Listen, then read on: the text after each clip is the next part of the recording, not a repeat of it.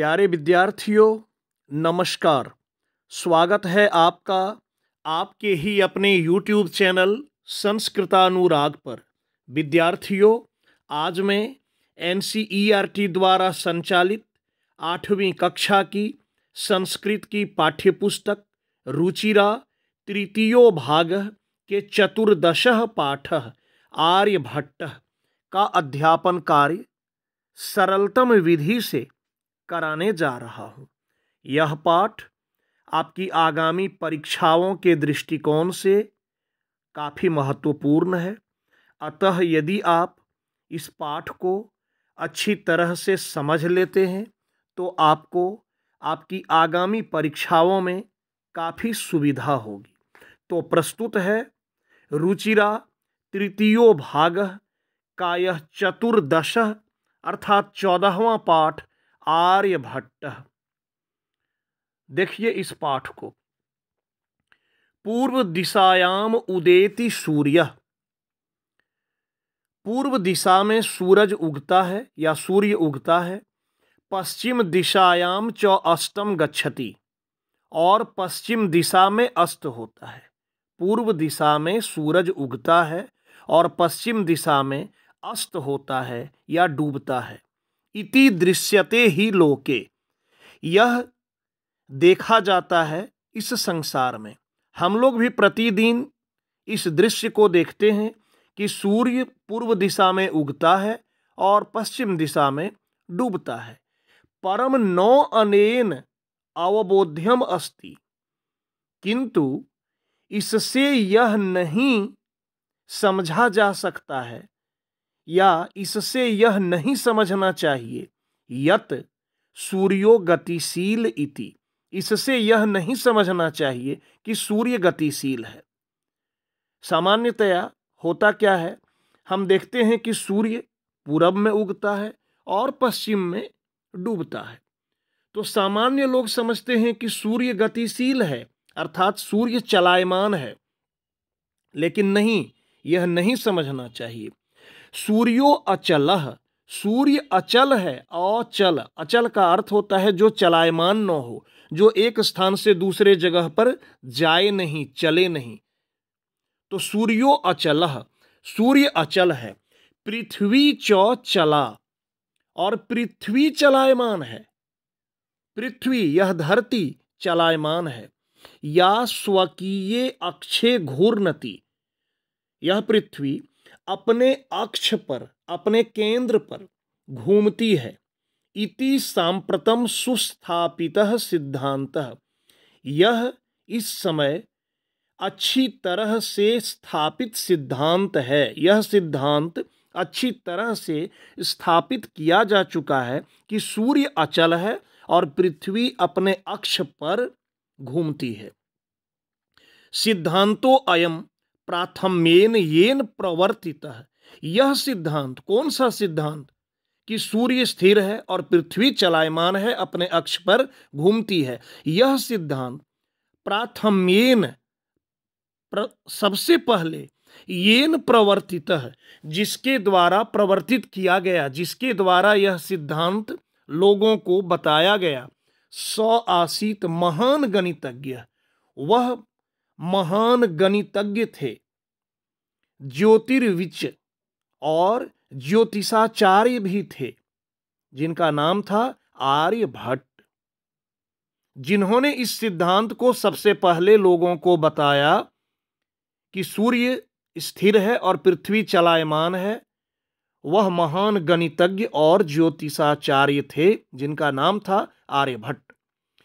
पृथ्वी स्थिरा वर्तते इति परंपरया प्रचलिता रूढ़ी तेन प्रत्यादिष्टा, पृथ्वी स्थिर है, यह परंपरा जो चली आ रही थी, यह रूढ़िवादी परंपरा। रूढ़िवादी परंपरा का अर्थ है कि यह परंपरा जो कि गलत थी, और यह लोग जानते आ रहे थे, समझते आ रहे थे कि पृथ्वी स्थिर है। उनके द्वारा अर्थात आर्यभट्ट के द्वारा इस परंपरा को, इस रूढ़ी को खंडित किया गया। इस रूढ़िवादी परंपरा का खंडन किया गया। तेन उदाहृतम, उनके द्वारा उदाहरण दिया गया, यत गतिशीलायाम नौकायाम उपविष्टः मानवः। उनके द्वारा यह समझाया गया उदाहरण देकर कि जिस प्रकार एक गतिशील, एक चलायमान नौका में या नाव में उपविष्टः मानवः, बैठा हुआ आदमी, नौकाम स्थिराम अनुभवति, एक चलायमान नाव में बैठा हुआ आदमी नाव को क्या समझता है कि नाव स्थिर है, देखने में लगता है कि नाव स्थिर है। अन्यान च पदार्थान गतिशीलान अवगच्छति, और किनारे के और जो दूसरी पदार्थ हैं और भी जो हैं, जैसे किनारे में कोई मकान है या पेड़ पौधा है, तो उसको वह गतिशील समझता है। एवमेव, उसी प्रकार गतिशीलायाम पृथ्वीव्याम अवस्थितः मानवः, तो उसी प्रकार जिस प्रकार नाव में बैठा हुआ मनुष्य नाव को स्थिर समझता है और बाकी पदार्थों को गतिशील मानता है या गतिशील दिखता है, उसी प्रकार पृथ्वी पर अवस्थित मनुष्य पृथ्वी को स्थिर समझता है और सूर्यादि ग्रहान च गतिशीलान वेत्ति, और सूर्य आदि ग्रहों को गतिशील समझता है। 476 तमे ख्रीष्टाब्दे, 476 ईस्वी में, यहाँ ब्रैकेट में लिखा भी है, षट सप्तधिक चतुःशततमे वर्षे आर्यभट्टः जन्म लब्धवान इति। आर्यभट्ट का जन्म 476 ईस्वी में हुआ। तेनेव विरचिते, उन्हीं के द्वारा लिखे गए, आर्यभटीयम इत्यस्मिन् ग्रंथे उल्लिखितम, उन्हीं के द्वारा लिखे गए ग्रंथ जिसका नाम है आर्यभटीयम, इस ग्रंथ में उल्लिखित है, यह लिखा हुआ है। ग्रंथोयम तेन त्रयोविंशतितमे वयसि विरचितः। इस ग्रंथ को, किस ग्रंथ को? आर्यभटीयम, इस ग्रंथ को उनके द्वारा, आर्यभट्ट के द्वारा, त्रयोविंशतितमे वयसि अर्थात 23 वर्ष की अवस्था में लिखा गया। ऐतिहासिक स्रोतों भी, ऐतिहासिक स्रोतों के द्वारा ज्ञायते यत, जाना जाता है कि पाटलिपुत्रम निकषा आर्यभट्टस्य वेधशाला आसीत्।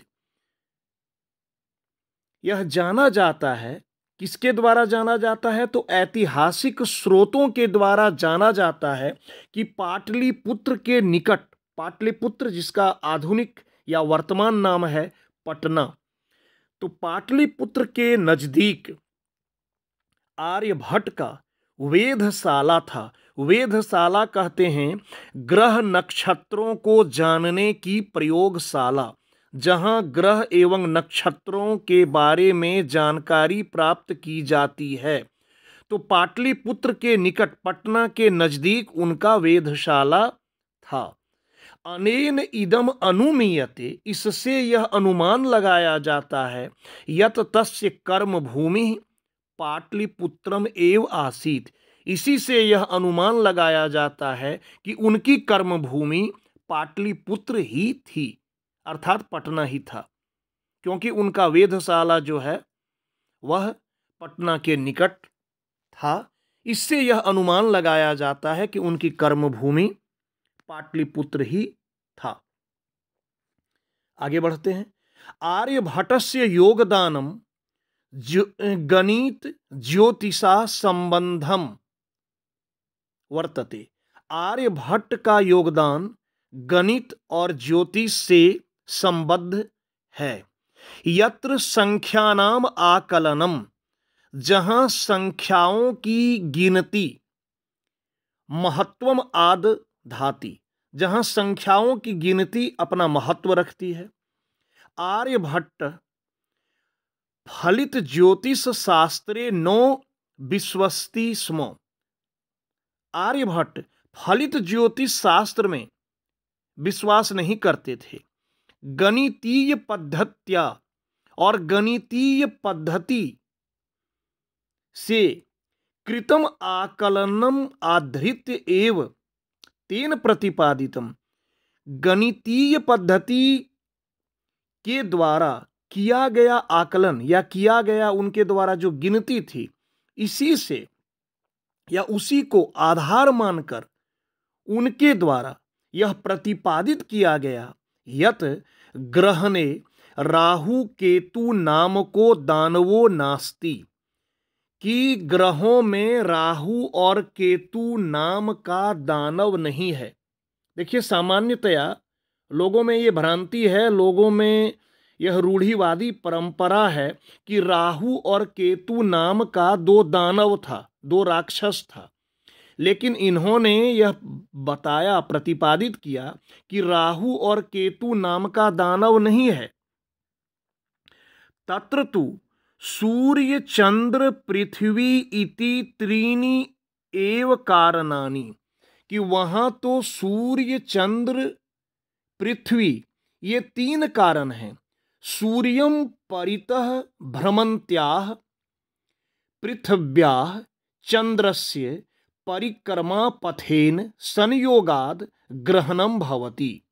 कह रहे हैं कि सूर्य के चारों ओर भ्रमन्त्याः घूमते हुए या घूमने के कारण सूर्य क्या होता है? सूर्य स्थिर रहता है। घूमती कौन है?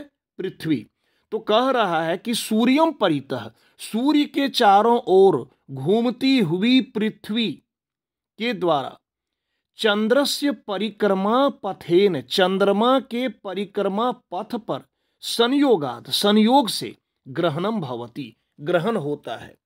ये जो सूर्य ग्रहण और चंद्र ग्रहण होता है, लोगों में एक भ्रांति है कि राहु और केतु नाम का राक्षस जो है वो निगल लेता है सूर्य को, इसलिए सूर्य ग्रहण और चंद्र ग्रहण होता है। लेकिन ये कह रहे हैं कि परिक्रमा पथ में जब सूर्य की परिक्रमा करता है, सूर्य के चारों ओर पृथ्वी घूमता है, तो चंद्रमा के परिक्रमा पथ में संयोग से ग्रहण होता है।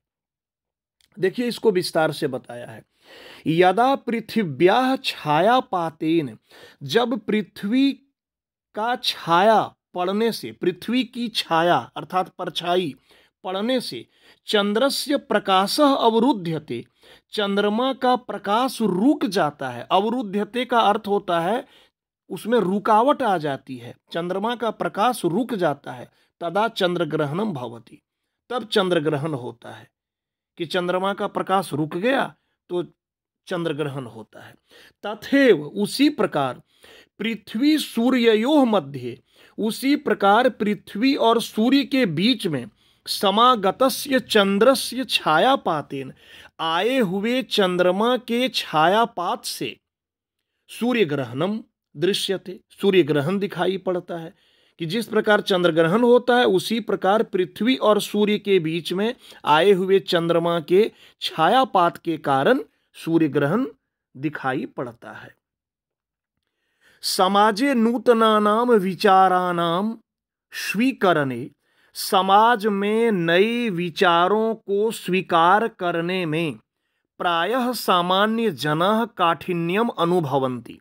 देखिए, समाज में यदि कोई नया विचार प्रस्तुत किया जाता है, चाहे वो जिस किसी के भी द्वारा हो, यदि कोई नया विचार, पहले से कोई रूढ़ी परंपरा चली आ रही है, लोग उसको स्वीकारते चले आ रहे हैं, लोग उसी को समझते चले आ रहे हैं, लोग उसी पर विश्वास करते चले आ रहे हैं, और कोई व्यक्ति यदि उन रूढ़ियों का खंडन करके कोई नया विचार प्रस्तुत करता है, तो इसको स्वीकार करने में सामान्य लोग कठिनाई का अनुभव करते हैं। क्योंकि नया विचार जो सही होता है उसको शुरू में लोग गलत मानते हैं, और पुरानी परंपरा, चाहे वो रूढ़ी परंपरा क्यों नहीं हो, वो गलत क्यों नहीं हो, लोग उसी को सही मानते हैं। आगे कह रहा है कि भारतीय ज्योतिष शास्त्रे, भारतीय ज्योतिष शास्त्र में तथैव आर्यभट्टस्यापि विरोधः अभवत्। तो जो पुराने ज्योतिष शास्त्री लोग थे, उन लोगों ने आर्यभट्ट का विरोध किया, क्योंकि आर्यभट्ट ने नया विचार दिया। तस्य सिद्धांत उपेक्षिता, उनके सिद्धांत की उपेक्षा की गई। सौ पंडितम मन्यानाम उपहास पात्रम जातः, वह स्वयं को बहुत भारी या बड़ा विद्वान मानने वालों का उपहास पात्र हुए। मतलब जो व्यक्ति पहले के पंडित थे, जो अपने को बहुत बड़े विद्वान मानते थे कि हम बहुत भारी पंडित हैं, बहुत बड़े विद्वान हैं, उन लोगों के द्वारा इनका उपहास किया गया, इनका मजाक उड़ाया गया। पुनरपि तस्य दृष्टि कालातिगामिनी दृष्टा, फिर उनकी दृष्टि, उनकी नज़र कालातिगामिनी अर्थात समय को लांघने वाली पर पड़ी। आधुनिक वैज्ञानिकों के द्वारा तस्मिन् तस्य च सिद्धांते समादरः प्रकटितः, और जो आधुनिक वैज्ञानिक हुए, जो मॉडर्न साइंटिस्ट हुए, उनके द्वारा उस समय उनके सिद्धांत के प्रति सम्मान व्यक्त किया गया, आदर व्यक्त किया गया। अस्मात् एव कारणात्, इसी कारण से अस्माकं प्रथमोपग्रहस्य नाम, इसलिए हमारे प्रथम ग्रह का नाम आर्यभट्ट इति कृतम, क्योंकि आर्यभट्ट ने बताया था, तो आर्यभट्ट को सम्मान देने के लिए प्रथम ग्रह का नाम आर्यभट्ट किया गया। वस्तुतः भारतीयायाः गणित परंपरायाः, वास्तव में भारतीय गणित परंपरा का, अथच और विज्ञान परंपरा का असौ एकः शिखर पुरुषः आसीत्, ये एक शिखर पुरुष थे। कौन शिखर पुरुष थे? आर्यभट्ट। आर्यभट्ट कौन थे? तो आर्यभट्ट भारतीय गणित परंपरा और विज्ञान परंपरा के एक शिखर पुरुष थे। मतलब एक ऐसे पुरुष थे जिनका स्थान चोटी पर आता है, शिखर पर आता है, सबसे ऊंचे शिखर पर उनका नाम आता है। तो विद्यार्थियों, ये था आज का पाठ। बड़ा ही रुचिकर और बड़ी ही जानकारी प्रदान करने वाला यह पाठ था। तो प्यारे विद्यार्थियों, अगर आपको आज का मेरा यह वीडियो पसंद आया हो तो कृपया इसे आप लाइक, कमेंट एवं शेयर करके मुझे प्रोत्साहित करने का कार्य करें, ताकि आगे आपके लिए मैं और भी बेहतर एवं उपयोगी वीडियो बनाने का कार्य करता रहूं।